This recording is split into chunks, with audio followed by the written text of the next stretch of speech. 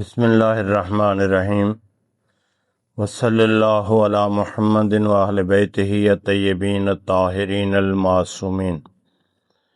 سیاہ لباس کے بارے میں فقہا کی آراء مختلف ہیں کہ آیا یہ پہننا چاہیے یا نہیں پہننا چاہیے، نماز میں پہننا ہے یا نہیں پہننا، مکروہ ہے یا اصلاً جائز نہیں ہے، ایام اعضاء میں پہنے یا غیر ایام اعضاء میں بھی پہن سکتے ہیں۔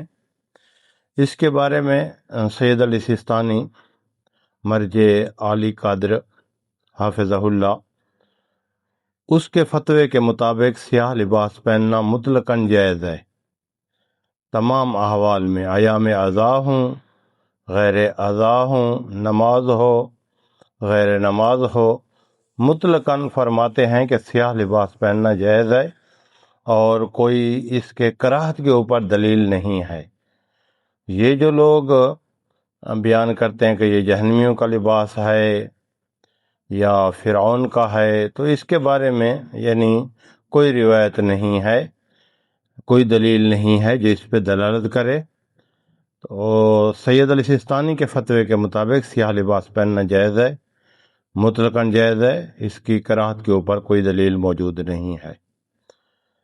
فقہا کا ایک گروہ اس بات کا قائل ہے کہ ایام اعضاء میں پہن سکتے ہیں اور کراہت نہیں ہے، غیر ایام اعضاء میں نہیں پہننا چاہیے، یہ دوسرا قول ہے۔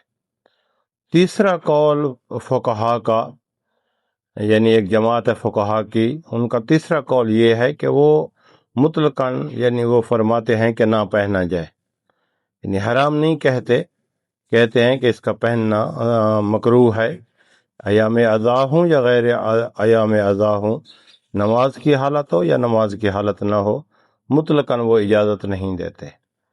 تو یہ فقہا کے تین گروہ ہیں۔ اس بارے میں مشہور رائے اکثر محققین کی یہی ہے کہ ایام اعضاء میں مطلقاً جائز ہے، اور سید علی سیستانی حافظہ اللہ کی رائے یہ ہے کہ ایام اعضاء ہوں یا غیر ایام اعضاء ہوں، مطلقاً یہ جائز ہے اور اس کے کراہت کے اوپر کوئی دلیل موجود نہیں ہے۔